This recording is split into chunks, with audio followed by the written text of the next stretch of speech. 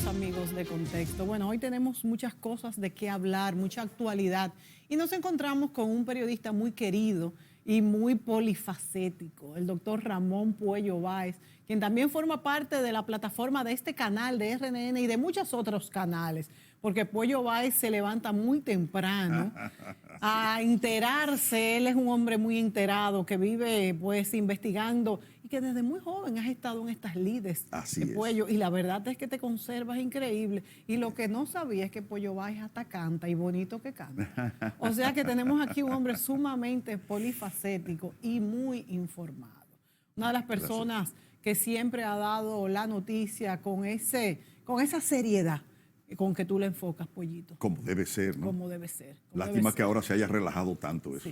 Sí, tú eres una voz autorizada, que la verdad es que me gusta. Y siempre hablas de una manera muy sencillo, que todo el mundo te entiende. También esa es otra de tus características que en un periodista es fundamental, amigo. Sí. Bueno, Ramón Puello Báez, vamos a tocar hoy pues el punto obligado y todo lo que se derivan de ahí, y nos referimos a las reformas que están en curso. Ya el próximo 15 de septiembre va a ser la próxima reunión, ya hay formadas comisiones para cada una de las reformas, se agregó una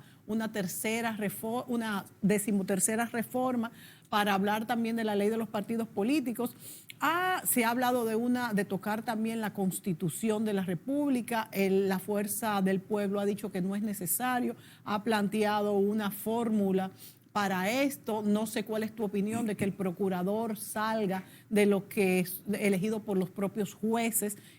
A mí lo que me preocupa de tocar la Constitución, y quizás esa debería ser mi primera pregunta para ti, es que hay que hacer una asamblea constituyente. Y yo he visto que muchas veces las asambleas constituyentes se van de las manos en los países, y es como un boomerang que tú sueltas y no sabes dónde va a parar. Bueno, eso es así.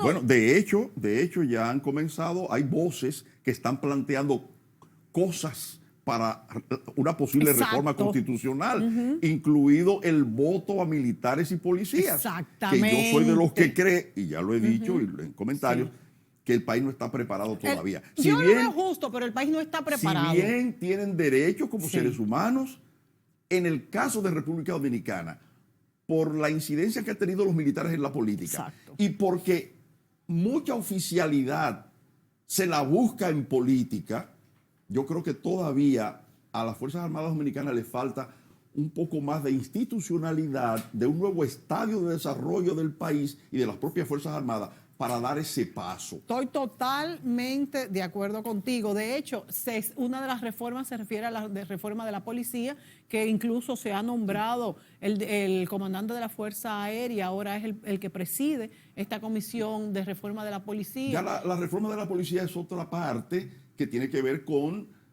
el problema del control de la delincuencia y del orden público, y por todas las fallas y los problemas que acusa esa institución. Una institución que desde su formación, en la era de Trujillo, la dictadura de Trujillo, tenía una parte represiva y de control del ciudadano. Luego fue evolucionando. Al terminar la dictadura, también se usó muy represivamente para el control de las luchas sociales, de las protestas que se originaron, la gente buscando sus derechos políticos y sociales, etcétera. Cuando Balaguer, bueno, antes de Balaguer, esto es parte de la historia de la policía, comenzó la policía a corromperse también, involucrarse en la parte delincuencial, pero también a corromperse. Cuando Belisario Peguero, que eso fue después del golpe de Estado a Bosch, o sea, el golpe de Estado a Bosch, donde participaron los militares y la policía, en ese golpe, provocó mucha corrupción en los institutos armados. Yo no sé si tú recuerdas las cantinas militares. Aquí llegó de manera insólita, eso fue insólito, la Policía Nacional a constituir una compañía por acciones como si fuera una entidad comercial para vender bebidas y productos. ¡Wow! No, en el gobierno de Donald Rick Cabral. ¡Wow! El comercio del país anunció una huelga nacional frente a ese hecho. Y Donald Dios Reed mío. tuvo que ordenar a la policía que cesara en esa actividad. ¿Y tú sabes quiénes eran los accionistas? El Estado Mayor de la Policía Nacional. Wow, pero constituida, una Sí, compañía sí, constituida. eso está en el periódico El Caribe, en la fecha. Te voy a traer, yo tengo copia. Ahora, bueno, ahí está en mi computadora, pero ahorita no hay momento wow, porque hay sí, muchos temas por delante. sí. Yo lo tengo ahí en mi computadora. Pero muy interesante esto que tú has señalado, Claro, para que cómo tú veas esta lo que- corrupción de la policía no es de Eso, ahora. no. Es que, pero y entonces esto está enquistado en sus genes, vamos a decir, si así ese pudiéramos es parte decir. del problema. Entonces, ¿cómo mejorar cuando sabemos que los asaltantes pagan peaje a la policía, por ejemplo, por decirlo así? Una vez me decía alguien que estaba depuesto en el mirador en el Parque Mirador, ahí en la Nacaona, que los asaltantes le daban peaje a los policías que estaban ahí. Eso es conocido. Los puestos de drogas también. Sí, sí, Entonces, sí. ¿cómo se podrá sanear la policía, como ha dicho el presidente Luis Abinader, que hará? No, eso no es tan fácil. Tú puedes decir, tomará 2 años, pero ¿desde cuándo venimos tratando de reformar la policía? ¿Desde cuándo? Desde que yo tengo uso de razón. Exactamente. Desde que yo tengo uso de O sea, razón. no es tan fácil, pero hay que hacerlo. Pero es un proceso. Pero se logrará, es mi pregunta, porque... Pero mediante un proceso. Ok, pero mi pregunta es, Puello, ¿se ha adelantado en la mejora de la policía? Yo no encuentro. Yo creo que estamos para atrás. No se siente. Estamos para atrás. Los esfuerzos que se han hecho, la ciudadanía no lo siente. Pero papi y mami me dicen que cuando ellos, no que me dicen yo, porque ni siquiera papi y mami, yo cuando estaba en el colegio caminaba más segura en las calles que lo que camina mi hija ahora. O sea que estamos para atrás en cuestión de seguridad en materia nacional. de seguridad, obviamente que hemos Obviamente estamos para atrás. Ha habido factores que han incrementado eso, porque el problema de la delincuencia hay que verla desde muchos ángulos, ¿no? Sí, desde muchos ángulos. La delincuencia la generan muchos problemas sociales, económicos, en fin, personales. Sí. La estructura de la sociedad, la caída de la moral, la ética, los cambios que se dan. O sea, una serie de condiciones que provocan la falta de oportunidades. Muchos de esos jóvenes que van a la delincuencia, si tú analizas, vienen de hogares disfuncionales, infuncionales o disfuncionales. No han tenido oportunidad de educarse y de estudiar. No tienen en el barrio una cancha deportiva, ni un centro cultural, ni una estructura que los guíe a desarrollarse como personas. Y la droga, pues. Y entonces, eso es un elemento de la adicional droga que ha disparado el problema. En dos formas. Primero, el que ve que un traficante o un llévame este paquetico allí gana lo que yo me voy a ganar en un mes, se lo gana en un día. No, y el que lo consume. Que llega al barrio en un carro deportivo y se levanta a la muchacha que todos pretenden. Exacto. Entonces es un ejemplo terrible. La disparidad en los sueldos, que el que lo firman en la pelota ya tiene ahí también, y el que va a trabajar todos los meses y gana 20,000 pesos, ¿cuándo se lo va a ganar? Entonces, esto le ha abierto los ojos a unos muchachos jóvenes sin formación. Hay muchas distorsiones. Muchas distorsiones. Pero yo lo que digo es, estamos mucho peor en cuestión de seguridad. Pero si tú te vas, busca, porque esto tiene muchas aristas, pero la central, y tú lo vas a admitir porque tú eres un resultado, por ejemplo, de lo que yo voy a plantear. Yo también lo soy. La formación que tuvimos. Sí, claro. No porque seamos clase media alta, en fin, lo que sea. No. Sí. Es que aún abajo también hay gente de niveles más bajos que recibió formación familiar. Y eso se ha perdido. Ahora la encuesta en hogar acaba de decirlo. Más del 50% de las generaciones que tenemos ahora no se educaron con el padre.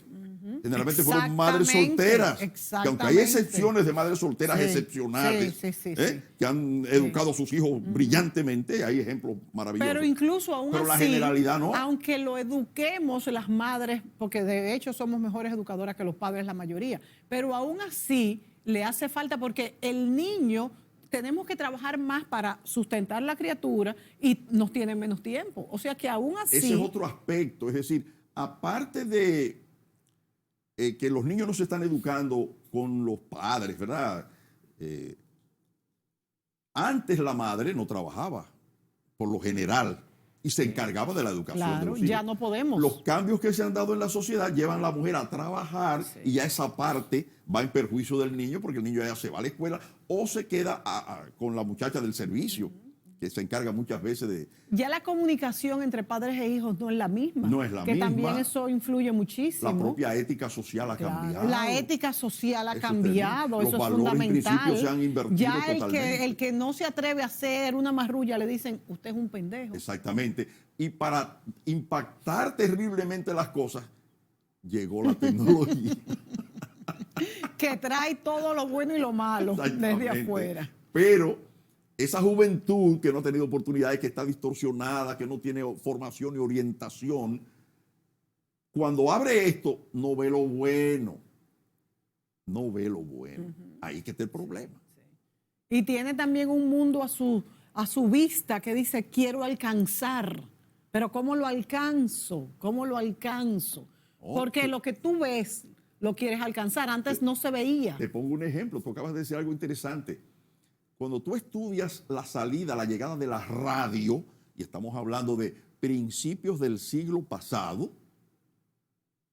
no había ni televisión ni pensarlo todavía. Habían pininos y cosas, pero la radio era... Entonces, cuando la radio se desarrolla, que el campesino comenzó a escuchar la radio en el campo, los anuncios de tal cosa, del tal esto y aquello y lo otro, dijo, no, pero hay que coger para la ciudad. Entonces, hay autores, sociólogos que dicen que señor, que la radio influyó muchísimo.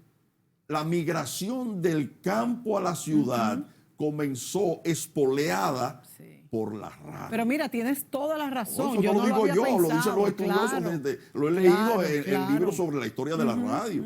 Eso es para que tú veas lo que hace un dispositivo. Un medio de comunicación. Que te engancha con lo que es una realidad de afuera en ese momento. Y después pasó a ser la radio un instrumento de la guerra. La comunicación y la radio. Se enviaban mensajes por la radio para que el enemigo escuchara, pero era mentira. Era para entonces agarrar por otro lado. Y esto también lleva mensajes de los enemigos que nos quieren conquistar y robar y cogernos todo nuestro dinero y nos hacen amar cosas muy caras que nos enganchan a ser consumidores. La UNICEF está en una campaña, quizás tú has visto algunos carteles de una niñita, dice, no todo lo que te informan por ahí es correcto, algo así. Porque tiene los datos de cuántas niñas o niños han sido convencidos y atraídos por delincuentes sexuales. Mediante los subterfugios, promesas de cosas, en fin. Y entonces le dicen a los niños, ten cuidado que por ahí hay delincuentes. Y no solamente un delito tan terrible como es el delito sexual contra los menores, sino también simplemente la publicidad. Bueno, ya eso, desde los anuncios de Marlboro, aquello que te venden este estatus, esta forma de vida, que todos lo vemos tan bello y queremos. Entonces, fumaban las personas en aquella época por eso. Ahora quizás no se fuma, pero también está, por ejemplo, con el alcohol. Te ponen a una mujer muy atractiva. Ahí entra la responsabilidad empresarial. Fíjate que hay empresas que, cuando tienen responsabilidad empresarial y quieren aportarle a la sociedad, su publicidad, lo que hacen y lo que aportan, va ahora, por ejemplo, a unas entidades. Quiero ser una entidad verde, porque trabajan por el medio ambiente. Y hay casos o todo lo contrario, a los que no te hacen nada por el medio ambiente, que entonces tienen esa contraparte para remediar un poco. Tú mencionabas lo del alcohol, que como en el barrio tienen el teteo y consumen, entonces te patrocinan, que no deberían hacerlo, desde el punto de vista de lo que estamos hablando, ético, para no promover los antivalores. ¿A quién te promueven? A los que te tocan el reggaetón y lo que te hace consumir, el meneo, y esta muchacha que está más despistada que el caray, pero eso es lo que el barrio oye. Pero fíjate incluso, Puello, que se ha comprobado que los narcotraficantes han subvencionado y pagado la mayoría de las fiestas de estas personas. Tienen un negocio, claro, porque entonces aquí es que se consume. Exactamente. Entonces, fíjense que todo es una cadena, señores, todo es una cadena. Y fíjense que lo que ha desatado este tema que tengo aquí con el doctor Ramón Puello Báez es precisamente la delincuencia y la reforma policial que el presidente Luis Abinader ha planteado como una de sus prioridades. Y yo me pregunto que hasta qué punto será eso posible. No, volvamos de nuevo al tema principal, que son las reformas, porque nos metimos en la parte social, la delincuencia. Que es muy importante para que la gente lo entienda. Porque te iba a decir, el problema es que con las características dominicanas tenemos el problema aquí, pero esto es universal prácticamente. Sí, señor. Cambios que se Vete a están todos dando. los países, por ejemplo, de América Latina, Oh. y tú vas a ver los mismos problemas que tenemos ahora mismo y que queremos remediar con esta reforma. Lo vas a ver en todos los países de América Latina. Y no solamente los sociales, incluso los políticos. Los políticos también. Porque la democracia está bajo cuestionamiento. Claro que sí. Claro que Pero ya sí. eso es como un tema para otro Sí, programa. que eso debemos de hacerlo, ese cuestionamiento de la Pero democracia, fíjate, que es interesante. con respecto a las reformas, estamos planteando como que de repente llega un presidente, en este caso Abinader, y dice, hay que reformar el país. No, el país viene siendo reformado hace años atrás. Y el tema de las reformas al Estado, tanto económicas, sociales, para hacer a los estados más competitivos, eso es algo que está planteado de un tiempo a esta parte. Sí. Pongo un ejemplo y un detalle. Andrés Oppenheimer, que tú sabes quién es, un periodista destacado, Sí. argentino que funciona en Washington, en fin. Él se preguntaba, pero bueno, ¿cómo es que estos tigres asiáticos, los países como le llamaron de Asia, que empezaron a tener un desarrollo extraordinario, cómo, y eran pobres y tenían índices del Producto Interno Bruto Más pobres de lo que somos nosotros, que mucho nosotros? Pero cómo esta gente ahora de repente hay que averiguar por qué. Es interesante, como periodista al fin fue y se entrevistó con empresarios, trabajadores, los políticos, en fin, buscó datos. Bueno, él determinó en un libro que luego escribió que todos esos países, los primeros que hicieron fue grandes reformas estructurales para adecuar las leyes, la constitución, los códigos, en fin, y los pactos. Aquí, el pacto, eso no es nuevo. Lo que hicieron esos países que lograron ese gran desarrollo fueron pactos sociales determinantes que le permitieron avanzar. Y después de esos estructurales de la educación. No, ahí voy. Y entre las reformas, educar al personal humano, los recursos humanos del país. ¿Qué es lo que nos falta? Entonces, toda esa reforma, eso no es nuevo. De hecho, venimos, en el caso dominicano, en lo que está planteando Abinader, que no se dice, es un nuevo oleaje de reforma, que es bueno y es necesario. No, es bueno y es necesario. Y es necesario, porque hay muchas reformas que se hicieron que tienen que ser revisadas, Es que la sociedad es readaptadas, dinámica. Cada mejoradas. 10 años Caso hay que de la seguridad social. Claro, de hecho ¿Quién está niega? pautado en la ley. ¿Quién niega que la seguridad social, que fue una reforma importante, Sí. tenemos ahora que adecuarla, revisarla? Hay, en el desarrollo de la seguridad social nos hemos dado cuenta de que hay algunos fallos. Por ejemplo, las coberturas, eso tenemos que mejorarlo. Indudablemente. Que las ganancias de la AFP, que eso está en cuestionamiento, de hecho se les redujo, pero aún así siguen ganando bien. No es que no ganen, No, pues si no ganan no van a hacer el trabajo. no van a hacer el trabajo, Es tienen que tener que no una ganen, rentabilidad. claro. Y hay que garantizarle una rentabilidad, pero una rentabilidad equilibrada también con el lo que nos da, servicio que se está con lo que ofreciendo. y con la rentabilidad del trabajador, obviamente. Exactamente. Que no ha estado malo, la rentabilidad del trabajador no ha estado malo, pero es muy superior la de la compañía, la de la AFP. Pero todo eso hay que equilibrarlo, Sí. pero preservando el sistema. No, No nos preservar el pongamos locos. sistema es básico. Y por eso es que me preocupa lo de una posible asamblea constituyente. No, porque entonces hay gente que dice, no, vamos a quitar las AFP y a poner lo que el Estado administre. Ahí fracasó. Sí. Ahora tú estás diciendo preservando el sistema de las AFP. Sí, estoy de acuerdo. Si va en manos del Estado, fracasó. Es verdad, estoy de acuerdo. Además, en ningún país Fíjate del que ni mundo Punta ya- Catalina la quieren sino Claro, el fideicomiso como debe ser, como privado. debe ser. Claro, como debe ser. Para Eso, que de la hecho, lo politiquería, planteamos. desde que se metió el Estado y la politiquería, fracasó. Señores, pero es que no hay más que ver que si se la dejamos al Estado, no tenemos garantía de qué va a ser el próximo que llegue. Mira la Cruz Roja ahora.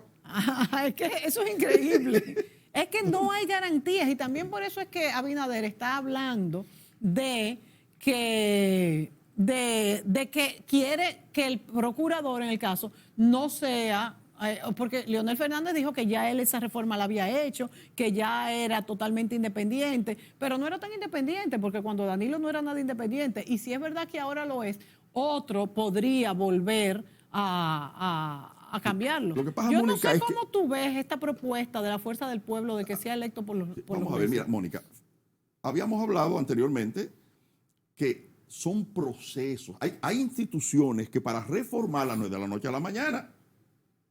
Lamentablemente. Caso de la policía, caso de la justicia.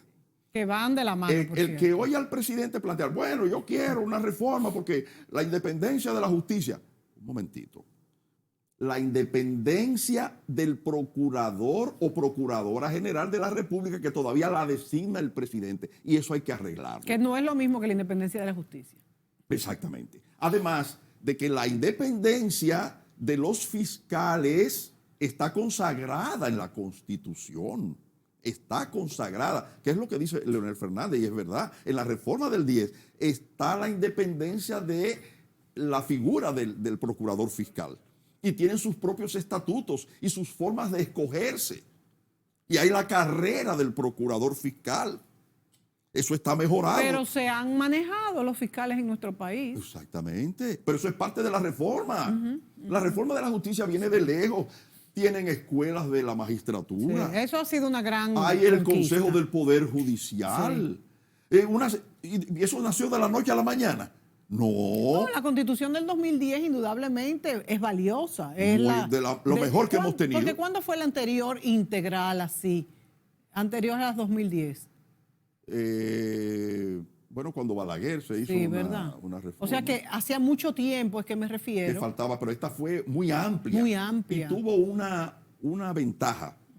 Y es que se utilizó un sistema de que el pueblo se sintiera integrado. Acuérdate que se hicieron asambleas provinciales, se recogieron opiniones de la gente, se le dio como sentido Y eso popular. es lo que quiere hacer también ahora el presidente Abinader, en esta reforma, aunque no sea constitucional. Pero en lo que está planteando el presidente Abinader no es una reforma a la Constitución, No. revisarla de nuevo, porque sería una locura, y además del 2010 ahora, que es lo que ha pasado de tiempo. La reforma de la Constitución se limitaría a la parte del Ministerio Público en la figura del procurador. Solamente ver esa parte. Entonces, ahí es que dice la Fuerza del Pueblo, ¿pero para qué? Porque ese es otro tema. ¿Cómo comparamos en los diferentes países cómo se designa al procurador general o procuradora general de la República? Cada país tiene su esquema. O sea, todavía en una buena parte de los países es el presidente de la República que lo nombra. Hay parte en que lo hace, en que somete el presidente una terna al Congreso o a la Corte Suprema de Justicia. Hay diferentes mecanismos. Entonces, aquí todavía el presidente habla de reformar la Constitución para llevar la independencia del procurador o procuradora a la Constitución. Pero ¿quién los va a escoger? Porque una cosa es que se lleve a la Constitución para garantizar que hay un nuevo mecanismo, pero ¿cómo se va a escoger? ¿Quién lo va a escoger? Eso es un poco complicado, porque acuérdate que los jueces antes, ¿quién los escogía? El Congreso. El Senado. El Senado, sí. ¿Y qué pasaba al escoger a los senadores? Bueno, muchas veces, no siempre, pero muchas veces que estaba al servicio de ese. ¿Cómo que no siempre? No, yo conozco jueces independientes, pero aquella vez que lo escogía el Senado, se presta. El senador, por imagínate. Era el dueño, era el que lo quitaba pero y lo ponía. en cada provincia, si yo soy el que pongo a los jueces, Claro. yo soy el jefe de la justicia también. Claro, o sea que quizás era hasta peor. Claro. Y el político, como tiende a degradar las cosas y a utilizarlo políticamente todo, en fin, también la justicia la utilizaba. Venía un compañero que tenga un problema ahí en la justicia, yo voy a llamar al juez para que te pase la mano. Claro. Entonces, por eso se eliminó en una de las reformas constitucionales que no fueran los senadores los que eligieran a los jueces y se pasó a mediante otro mecanismo. ¿Te das cuenta? Sí. Entonces, todo eso es lo que hay que ver con calma, Entonces, ¿quién va a escoger al procurador o a la procuradora general de la República? ¿El Consejo del Poder Judicial? ¿Mediante qué mecanismo? ¿Con qué ternas? ¿Quién va a actuar? Entonces hay que buscar el mecanismo. Nadie ha hablado de eso. No, es que esto está comenzando. Y más allá de la procuradora también, ¿cómo se va a garantizar la independencia de los mismos jueces y fiscales y todo eso? No se habla, por ejemplo, de la independencia financiera, del procurador y de la justicia. ¿Cuál es el elemento principal del discurso que pronuncia el presidente del Poder Judicial el 7 de enero, el 15, cuando se abre la justicia de nuevo después de la Navidad? Que va generalmente el jefe del Estado y se lo dice ahí. el presupuesto del Poder Judicial es muy pobre y por eso no podemos dar una buena justicia porque falta abrir tribunales y aquello y lo otro y mejorar esto y aquello. La independencia que está consagrada en la ley, pero no se ejerce. Bueno, vámonos a la pausa, Puello, y vamos a ver, con todo esto que hemos hablado, abrimos el próximo segmento. ¿Cuánto tú estimas en tiempo que durarán estas discusiones? Volvemos de inmediato.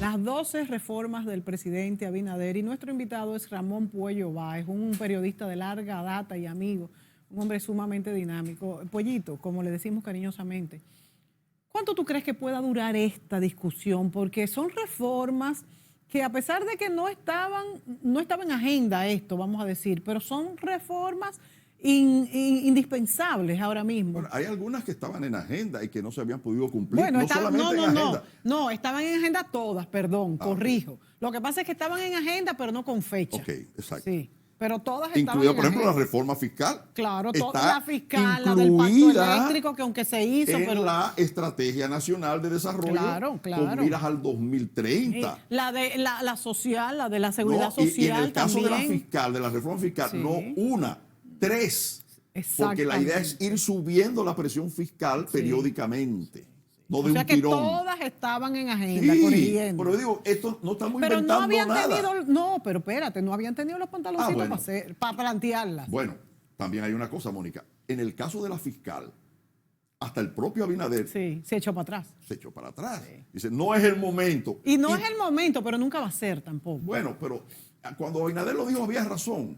Pues, no, estábamos en plena crisis. Quizás el que más ha tenido razón en esa parte. Es decir, si estamos en una crisis económica donde está la economía paralizada y estamos en medio de una pandemia, ¿de qué reforma fiscal tú me vas a hablar? Porque vas a meterle ese ingrediente negativo cuando la idea es volver a restaurar la economía. O sea, no era el momento. Hay que, como quiera, tener mucho cuidado con esta reforma fiscal, porque si bien es cierto que hemos comenzado una recuperación bastante sostenida, también es cierto, primero, que no sabemos si viene otra ahora con la apertura de los colegios. Está planteado para octubre. Que ha venido en todos los países, o sea, no sabemos si viene. Lo dijo ya oficialmente el Ministerio de Salud. Exacto, y otros países lo han dicho también. Se están preparando precisamente para eso. Y otra cosa es que no sabemos la situación financiera de todas las empresas que están todavía muy abajo. Sí. De manera que hay que tomar esto con pinzas, hay que hacerlo muy paulatino. Una cosa es hacerla y concebirla y otra cosa es cómo va a ser la aplicación. Y hemos ido bien. Sí, hemos ido bien. Poco a poco hemos ido bien. Y hay dos elementos que yo siempre defiendo y llamo la atención de los políticos, del gobierno, de la gente. Dos elementos inestimables que son parte de los logros que hemos tenido, pero que muchas veces lo descuidamos o no entendemos la importancia. Que son la estabilidad social y la estabilidad política. Y monetaria. Y la estabilidad también, económica y señores. monetaria. Si no hay esas estabilidades, no echamos para adelante. Acuérdate que se criticó incluso cuando el presidente Abinader dejó a Valdés Albizu en el Banco Central, cosa que yo me alegré muchísimo, porque ha mantenido mira la los estabilidad. Resultados. De hecho, bajó, el peso se apreció. ¿Por qué? Porque en economía, quizás eso lo sabes tú más que yo, hay un aspecto que es etéreo, o sea, tú no lo puedes como medir, no lo puedes bajar a las estadísticas, y es la confianza. Señores, y eso no falla. Eso.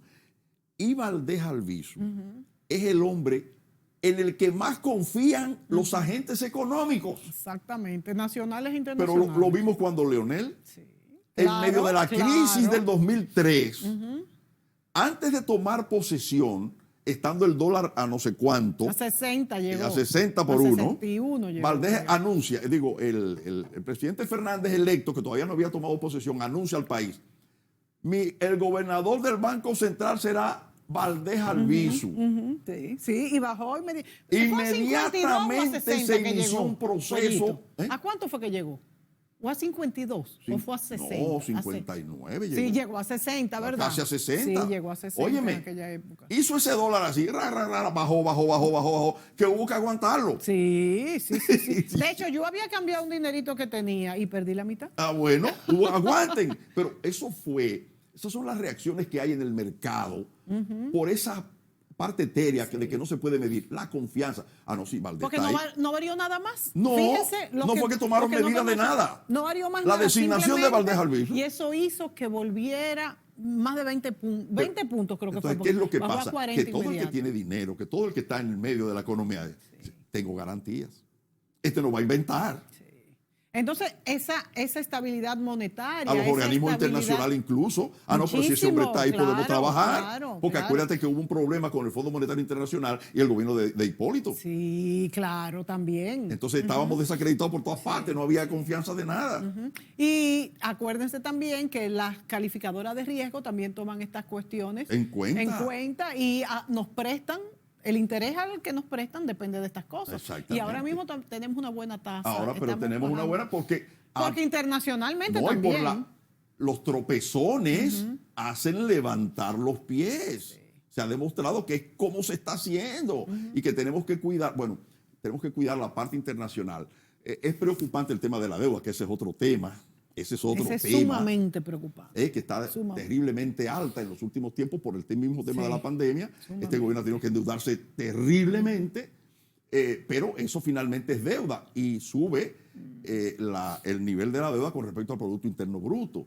Y de los intereses. Entonces, con medio de la crisis que no termina, la situación internacional, entonces eso hace que se tema, incluso hay el problema de la deuda global, que también ha crecido porque todo el mundo se ha endeudado. No, y por eso a veces preguntan las personas que quizás no conocen tanto de economía, pero ¿y por qué Estados Unidos puede tomar tanto? Porque está mucho más endeudado que nosotros en relación por la al PIB. estructura de producción. Exacto. Si y además fabrican tú el dólar. produces, tú puedes coger prestado porque vas a pagar. No hay problema. No es lo mismo. No es lo mismo. Ahora, si tú te endeudas, pero no produces entras en problemas. Y ya fíjate cómo estamos subiendo el pago trimestral de los intereses de la deuda. Que nos está consumiendo casi un la mitad porcentaje muy de lo alto que le ingresa al gobierno. Exacto. Entonces, este es uno de los problemas más grandes que tenemos en Es este un momento. problema muy Entonces, continuando lo que tú decías, Puello, tenemos estabilidad monetaria, tenemos estabilidad política y tenemos estabilidad social, pero esa estabilidad social peligra en cualquier momento. Y por eso es tan necesaria la reforma de la policía. Exactamente.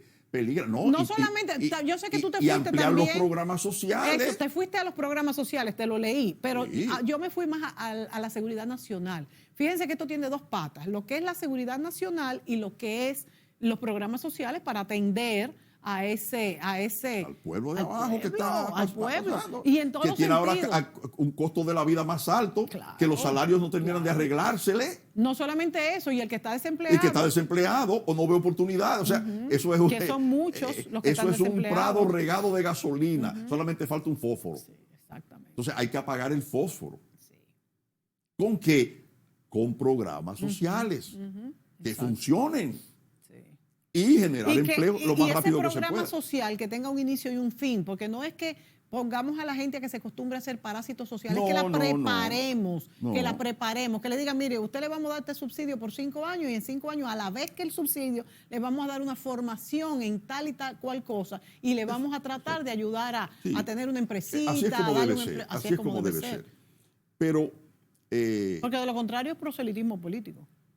sí, siempre hay su siempre hay su toque. parte Es de inevitable que cuando tú estás en el Estado, eres político y puedes regalar, entregar, favorecer.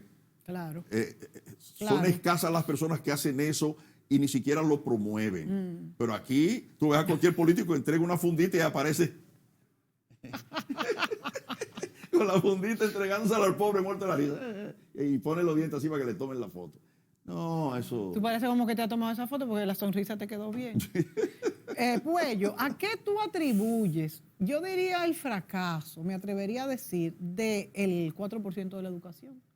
Y digo el fracaso no porque las cosas que se estén haciendo y se hayan hecho no sean importantes, sino a los resultados. a los resultados en todas estas pruebas que se han hecho. Es que ahí, como en otros tipos de reformas, también están los intereses humanos.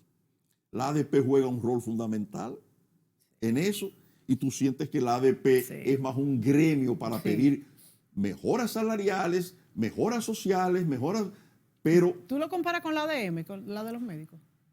Es lo mismo. El colegio médico.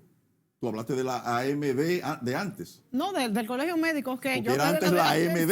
Exacto. Pero déjame decirte una cosa, como yo siempre lo digo. Cuando era AMD, que era gremio, como siempre, son gremios. Quizás por quienes la dirigían y el nivel de los médicos de entonces. Más comprometidos. Más comprometidos en todo, con los sociales, pero con los científicos también. Las jornadas científicas que hacía la AMD, con prestigiosos médicos internacionales que venían, yo lo recuerdo porque a los periodistas yo insistía mucho en que cubriéramos esos eventos. Eran fabulosos para actualización del médico dominicano. Tú no ves esa misma inquietud en el colegio médico. Lo que hay es gremialismo, puro. Sí, gremialismo puro. Y no estoy, huelga, no estoy diciendo que sus reclamos no sean necesarios. El presidente del colegio parece un dirigente sindical, más que médico. Totalmente de acuerdo, aunque aclaro que no estamos diciendo que sus demandas no sean necesarias. No, eso es otra cosa. Pero ¿cómo canalizarlas? Pero cómo canalizarlas, exacto. La misma AMD hizo huelga y en los hospitales. Pero tiene una huelga ahora mismo.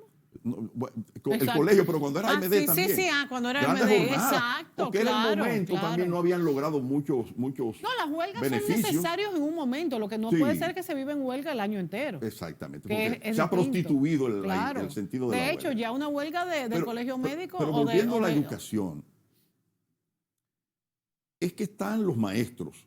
Cuando tú hablas de los maestros, no solamente que son un gremio que lucha por ello, es que un porcentaje de esos maestros no son maestros, no tienen vocación, no tienen preparación, no tienen cultura, o sea, no hay de nada. Aunque ha comenzado a variar eso, ¿qué vamos a hacer con todos los que ya están? Uno de los aspectos principales del 4% era la preparación, calidad de la educación. ¿Y para tú tener calidad de la educación, primero es el que educa al niño, que tiene que estar preparado. Claro, porque si no, ¿qué educación le va a dar?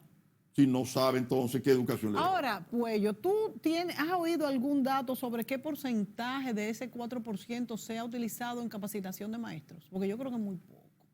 No tengo el dato, pero lo que pasa es que el tema es complicadísimo.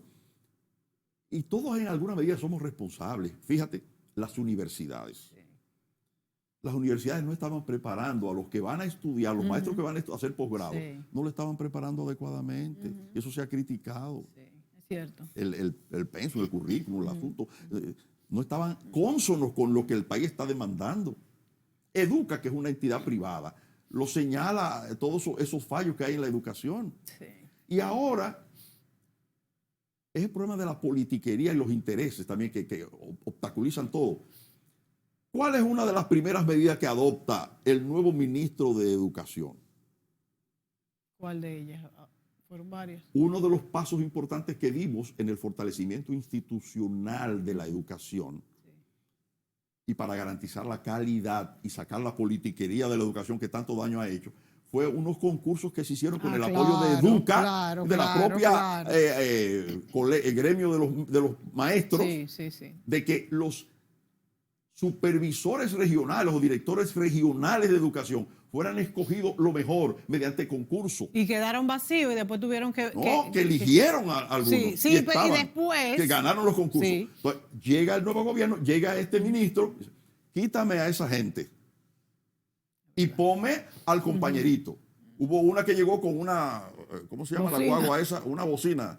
Llegó el cambio, a ser directora regional de educación. Entonces tú dices, ¿qué? Volvimos para atrás en esa parte. ¿A quiénes pusieron? A gente comprometida. Pero entonces quitaron, porque yo tenía entendido que no habían quitado a los que fueron elegidos por concurso, Puello. Los quitaron.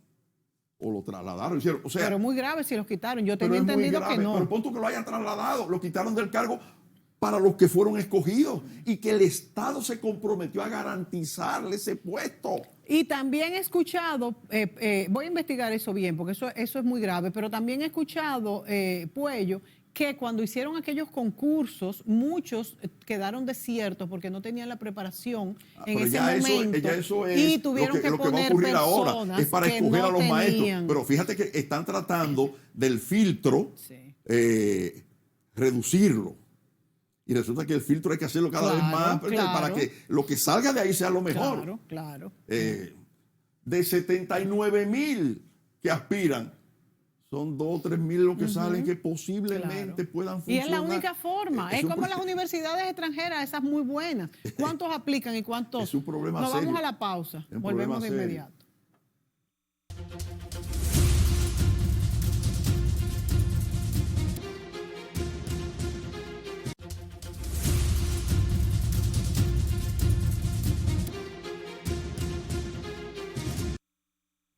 Amigos, con Puello Báez, Ramón Puello Báez está con nosotros hoy analizando las 12 reformas planteadas por el presidente Abinader. Bueno, no acabamos de hablar sobre la reforma educativa, tanto dinero invertido. Muchos dicen que no estábamos preparados, que el país no estaba preparado y que aquellos que salíamos con estas sombrillas amarillas éramos naif y que esto se iba a perder. Bueno, en parte... Era lo que alegaba Leonel Fernández cuando le criticaron, pero tú no apoyaste el 4%. Sí. Dice, no, yo apoyaba el 4%, lo que pasa es que era en base a un programa muy específico para que ese dinero se invirtiera adecuadamente. Yo tengo muchos amigos que me lo decían y hoy en día me lo dicen, ¿viste? Lo que pasó con el 4%, no estábamos preparados para que ese dinero, era mucho dinero y sigue siendo, estuviera sin un plan, que es lo que se referían algunos que lo decían. Bueno, esto esperemos que se corrija lo más pronto posible y que podamos arrojar en las pruebas que tienen nuestros estudiantes que ha habido un incremento en la calidad del estudiante y también un interés. Todo tiene que ver como comenzamos, Puello, en que la sociedad ha cambiado y ya el muchacho es difícil mantenerlo en el aula pendiente. Un profesor me decía, un querido profesor, que ya él no da clases en las universidades porque cómo separaría al estudiante del celular. Y entonces no sería un irrespeto, que lo primero que le diría a él es que tendrían que apagar los celulares, que ya qué muchacho te lo va a pagar, es muy difícil. Pero en fin. Pero hablábamos también de la importancia del pacto eléctrico. Se firmó, pero hay ahora muchas cosas que quedaron en el aire y se tienen que corregir. Y lo más importante es la cantidad de dinero que hay que el gobierno tiene que erogar todos los años ahí el tema para compensar. Son las EDES, las pérdidas. Que nada más nos quedan 2 minutos, dicen ellos. Ay, Dios mío. Las pérdidas. Es más, ya la Asociación de Industrias de la República Dominicana le advirtió al gobierno, pero si tú quieres hacer una reforma fiscal para pedirme más dinero para gasto corriente y cosas, resuelve primero el hoyo que tú tienes con la sede, ahora, porque de ahí te vas a ahorrar miles de millones. ¿Qué tú ves de esto? Porque lo que pasa es que tenemos una tarifa subsidiada, tenemos que saber esto. Pero si ahora, además de una reforma fiscal, le metemos un alza en la tarifa eléctrica, yo creo que esto se encendería. Bueno, de lo que estoy hablando, la pradera y el fósforo. El fósforo. Sí. Al presidente que ni se le ocurra tocar la tarifa eléctrica. ¿Qué pasó en Chile y qué pasó en Colombia? Eso fue. El fósforo. La medida fue el fósforo. Vamos a hacer una reforma fiscal. ¡Guapiti! Bueno, yo creo que eso sería terrible. Hay que tener cuidado. Te doy un minuto para que te despidas hablando un poco de estas reformas y tus expectativas. Bueno, yo lo que diría es que una de las cosas que se le ha demandado a la comunidad política de nuestro país es que haya un poco más de interés en las cosas del país y los intereses personales, políticos y de grupos y grupales se pongan a un lado. De hecho, el llamado que hace el presidente tiene un poco de sentido en esto, ¿no? Esto le ha faltado al país, que empujemos todos la carreta por un mismo camino, porque si todo el mundo anda por su lado, no vamos para ninguna parte. Y sabemos que hay intereses de la iglesia, de los sindicatos, de los empresarios, de los políticos, de diferentes grupos políticos. Los políticos entre sí están enfrentados personalmente. Es un lío. Entonces, eso échenlo a un lado y veamos lo que se puede hacer para que el país avance un poco más. Y aprovechemos este tiempo que llamamos pospandémico, sin serlo, porque todavía no hemos salido de la pandemia, pero para hacer como que hemos aprendido de lo que ha sido esta crisis, a ver si nos colocamos, estamos a la cabeza en la economía de América Latina, pero que sea de una manera sostenida. Dicen unos profesores de la Universidad de Harvard que escribieron un libro de por qué mueren las democracias, en fin, que en parte los culpables son los propios políticos. Por supuesto, porque claro, son los que van a los gobiernos, son los que van a la dirección del Estado y fallan a la gente. Pero fíjate en Venezuela, ¿quiénes fueron los culpables de que surgiera Chávez? Los políticos desesperados, entonces vienen estas personas, buen outsider. ejemplo, que yo siempre lo pongo también, claro. Puello, muchas gracias. Me encanta compartir contigo. Gracias, Mónica. A ustedes, amigos, gracias por sintonizarnos y será hasta la próxima.